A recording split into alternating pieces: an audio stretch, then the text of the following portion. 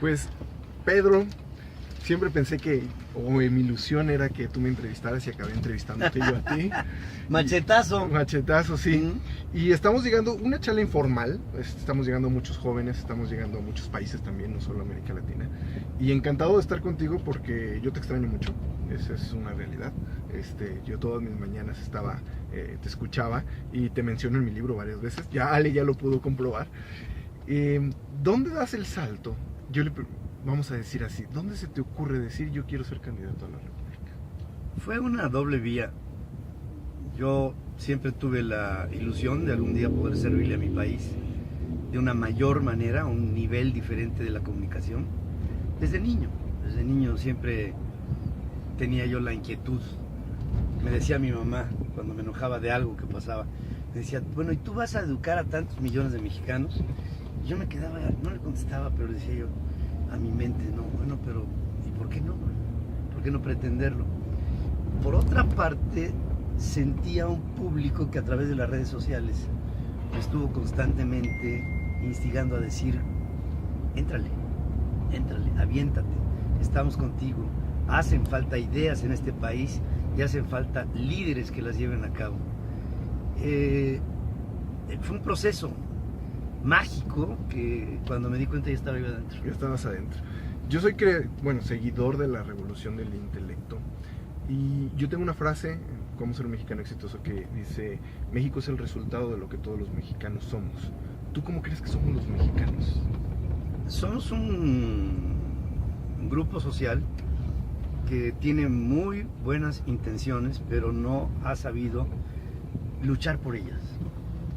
Y a eso lo que entiendo es que no tenemos construida una ciudadanía, no somos ciudadanos. El ciudadano es el que lucha por aquello que cree, el ciudadano es el que batalla por aquello que siente y que piensa y que está constantemente bajo la idea de que tiene que estar y lograrlo. Y el mexicano es indolente, o sea, no le duele lo que tiene que cambiar, y porque no le duele, entonces se va por otra vía. Y la vía por la que se va es por la vía de la indiferencia. Somos un pueblo indiferente. Hablaban, ahorita fíjate, en las preguntas que acabamos de salir del foro. Ahorita viene un túnel, para que sí, no les extrañe. Pero es chiquito.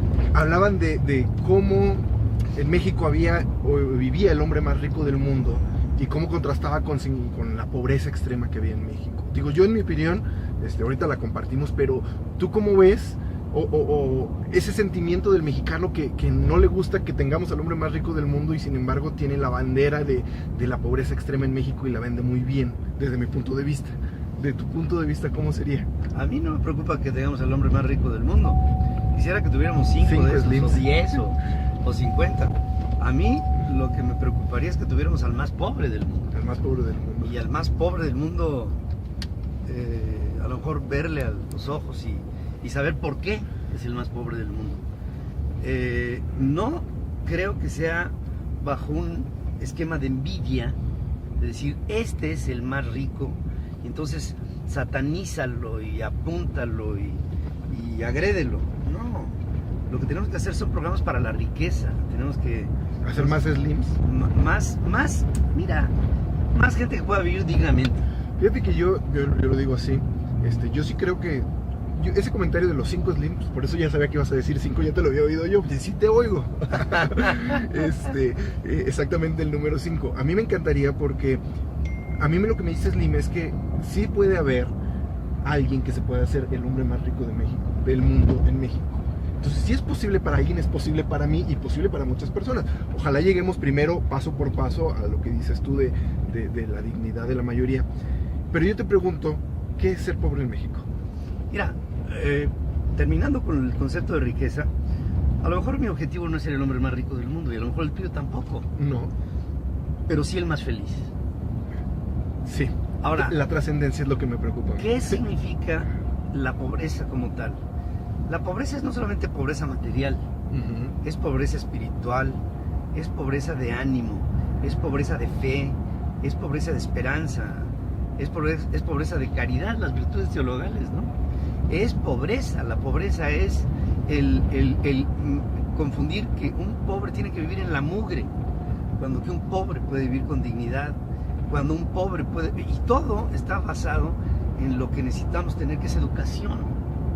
Necesitamos ser un pueblo educado y culto para de ahí en adelante sacar a un país con todo su acervo cultural, con todas sus buenas y nobles intenciones, para sacar un país adelante que tenga una forma de identificarse entre sí, de tomarse de la mano, de hacer comunidad, de hacer sociedad, de hacer ciudadanía. Y en ello pienso que los mexicanos somos gente que somos maleables, somos dúctil, podemos trabajar con ese barro que yo estoy seguro que algún día se conformará con gente interesante, inteligente y para el caso feliz, importante. Importante. Y sería la siguiente, bueno, una pregunta que surgió ahorita. ¿Qué es para ti ser mexicano? Y de una vez, ¿qué es México para ti? Para mí México es un contraste. México es un país muy segmentado. Es el país de mayor número de contrastes en América Latina. Es un país en donde el pobre está segregado, hecho a un lado. Para mí, ser mexicano es ser hermano de la gente que vivió, que nació, que vivió, que se reprodujo, que trascendió en este territorio que se llama México, que nos identifica una bandera, un himno, que nos identifica una historia, que nos identifica un objetivo, un destino. Pero este México es un México para la mitad de los mexicanos, no para la totalidad de los mexicanos. Por eso necesitamos un México al 100%, un México en donde todos los mexicanos tengamos oportunidad para salir adelante. Eso es lo que creo que nos hace falta. Hablaban, una de las preguntas, estamos hablando a la gente de un congreso de jóvenes de donde venimos. Sí. Hablaban de por qué en el extranjero la gente sí tenía oportunidades y en México no. Yo tengo una respuesta muy particular a eso.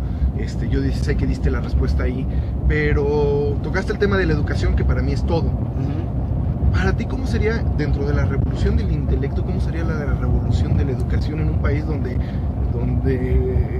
estados completos como Oaxaca, Chiapas, Michoacán, Guerrero no tienen clases todos los días?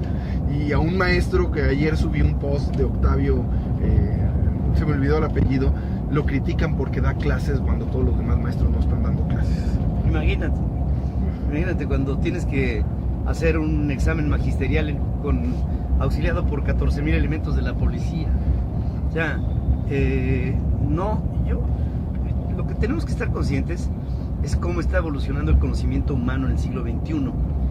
El signo del siglo XXI es la movilidad, es la rapidez, es la inmediatez, y todo se está moviendo una dinámica que ya no es la dinámica del siglo XX. No puede ser que tengamos un libro de texto gratuito.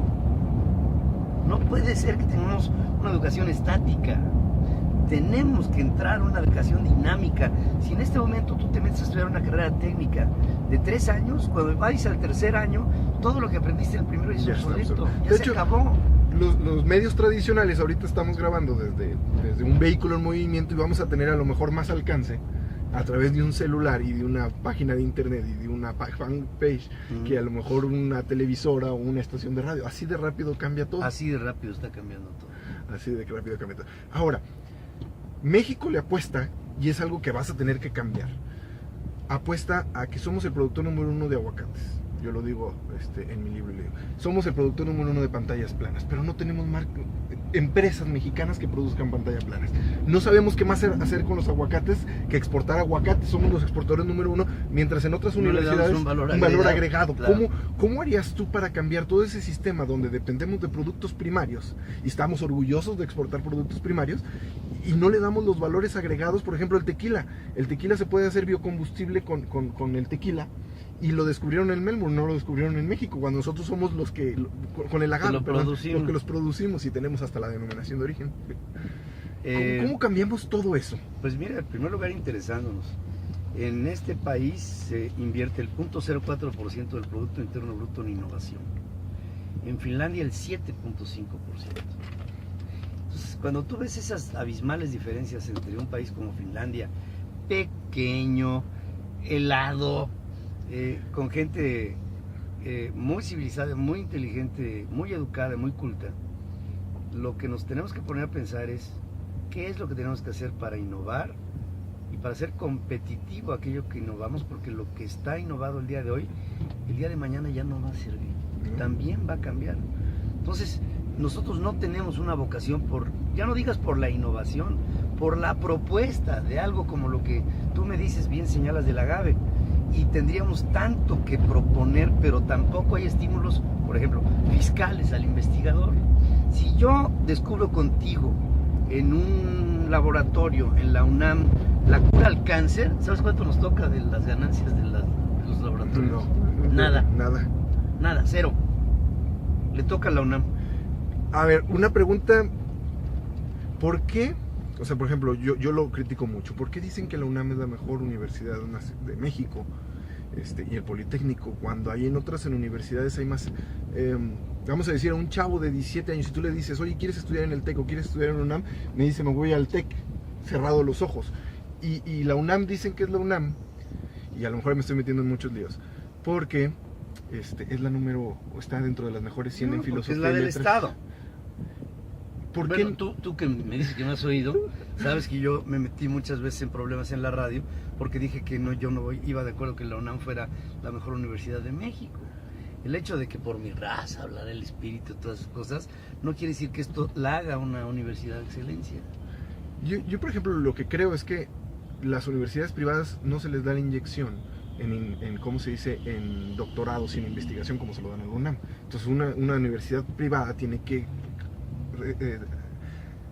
vamos a decir así, tomar de las colegiaturas sus propios recursos para investigación. Sí. Entonces es una desventaja tremenda. Pero ¿qué está pasando? O vamos a decir así, voy a citar a Andrés Oppenheimer, que salió en tu programa, que decía, México nada más tiene 300 patentes en un año, cuando en Estados Unidos tienen 53,000. Y entonces, ¿por qué no se le exigen cuentas a las universidades que se les está dando presupuesto para esa innovación? Sí. ¿Cómo puede cambiar? Vamos a decir, la tarea es bien difícil. ¿Cómo puede quedar parada una universidad como la Nacional durante un año porque 3 chamacos se meten a la rectoría? No, y el auditorio sigue sin recuperarse. Y el auditorio Che Guevara sigue sin recuperarse. Esas políticas, perdóname, pero esas políticas son erróneas y a lo que estamos aquí ciñéndonos es a un cliché. La UNAM como la máxima institución, no es cierto. Vamos con los mexicanos. A ver. Yo, y estoy tomando la responsabilidad, yo creo que el trabajo de cambiar un gobierno no depende de un partido, depende de los ciudadanos. Sin duda. Yo digo que un partido que gana es porque se parece a la mayoría de los ciudadanos. Es muy difícil decirlo así, pero yo digo que el día que México cambia es cuando la mayoría de los mexicanos cambiamos. ¿Cómo logramos ese cambio? Yo sé que tú lo tienes en la revolución del intelecto, pero vamos a decir, ¿cómo llegar a todos los mexicanos? Yo lo veía ayer que subí el post del maestro que estaba dando clases afuera de la ¿cómo se dice?, de la escuela en Oaxaca, y los comentarios era vendido, Esquirol nada más se fue para sacar la foto, ni siquiera existe el maestro, debería estar luchando por los derechos magisteriales en vez de dar clases. Yo decía, pues lo más importante para mí son los niños. Claro. Porque ¿cómo va a cambiar Oaxaca? ¿Cómo va a cambiar Chiapas? Que he estado ahí dando conferencias, si no hay educación. Y es, vamos a decir así, son estructuras que nadie ha podido cambiar. ¿Cómo se cambian? Pemex, la educación, la CTM, son gente que controla el país tremendamente. Estamos viviendo una época crítica. Las épocas críticas son, dice la ética, aporéticas. Es decir, una aporía es un callejón sin salida. Estamos ante una condición aporética en donde aparentemente estamos viviendo callejones sin salida en el orden económico, en el orden político y en el orden social. Desde el punto de vista ético, tendríamos que reestructurar a nuestra actividad completa y nuestra forma de relacionarnos de tal manera que rompamos paradigmas y que veamos cómo hoy, en el siglo XXI, es imperativo formar nuevas maneras de hacer funcionar lo que ya no funciona. ¿Qué pasa con Pemex? Ya no funciona. ¿Qué pasa con la Comisión Federal de Electricidad? Ya no funciona. ¿Qué pasa con la Presidencia de la República? Ya no funciona. ¿Qué pasa con la educación o con la salud? Lo mismo. Lo que tendríamos que hacer es romper un círculo que está viciado por la corrupción como principio y que da el traste con todo tipo de expectativa de mejorar y de diseñar a una forma de convivir que es totalmente diferente a como la conocían tus padres o tus abuelos, y que hoy tiene que ser de una manera absolutamente, diametralmente diferente. Tenemos que rediseñar el modelo que nos permita convivir. Somos hoy 7.460 millones de habitantes en el planeta Tierra. Ahora, cuando llegue la mitad del siglo XXI, que tú lo vas a ver y yo ya no, afortunadamente, van a ser casi 10.000 millones de seres humanos. 10.000 millones de seres humanos conviviendo en un planeta en donde va a haber países de 3.000 millones de seres humanos o un solo país solito. China, posiblemente. China, India. La India, que tendrá 2.500, vamos a traer muchos problemas, muchos más, que nos tendrán forzosamente que orillar a rediseñar nuestro modelo, porque nuestro modelo ya no funciona, es obsoleto. Y es a través de lo que piensa la gente en lo general, para llevar de lo general a lo particular un proceso inductivo a las sociedades a que se rijan de una manera transparente, de una comunicación así como la que nos estamos teniendo en este momento, horizontal. La última sería, A ver, ¿estás dispuesto a aventarte el tiro que te estás, el paquete? Yo sé que ya estás, pero mientras más te oigo y mientras más intercambiamos opiniones, más grande es la empresa, porque es mucho lo que se va a resistir al cambio. Eso es mucho, y muchos los que quieren cambiar tal vez, y muchos los que se van a querer resistir al cambio. Tú, Pedro Ferriz, ¿estás dispuesto a aventarte el paquetotototote de lo que significa enfrentarse a todos ellos, y a todo el sistema, y a todos los que no quieren cambiar? entre más lo digo, más me doy cuenta de la dimensión y menos miedo me da. Miedo me da usted. O sea, estoy absolutamente dispuesto.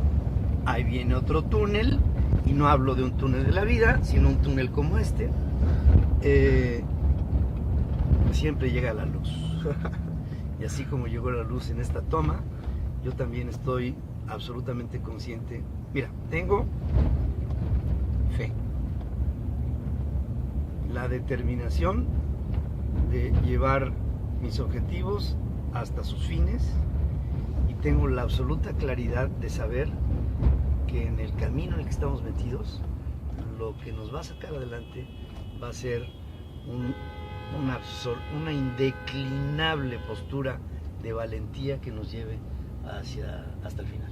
O sea, la gente que vamos contigo y con tu revolución tenemos que ser muy valientes. Yo pienso que sí, tenemos que ser muy valientes en ello. Y tenemos que salir y expresarnos, vamos a decirlo, dijiste, tenemos que dejar de ser pasivos. Exactamente.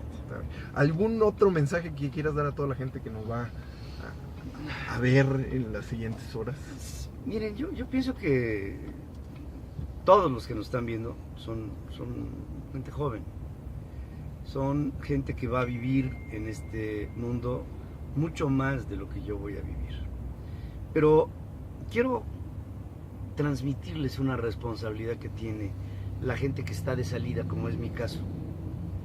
Yo estoy de salida y no quiero irme de aquí sin haber asumido la responsabilidad de emplear todos mis afanes, toda mi experiencia y toda mi voluntad para dejar un mundo mejor. Pues muchísimas gracias. Pedro Ferriz con nosotros aquí en MLA, Motivación, Liderazgo y Autoayuda. Muchísimas gracias. Es un placer. De nada. Es un placer.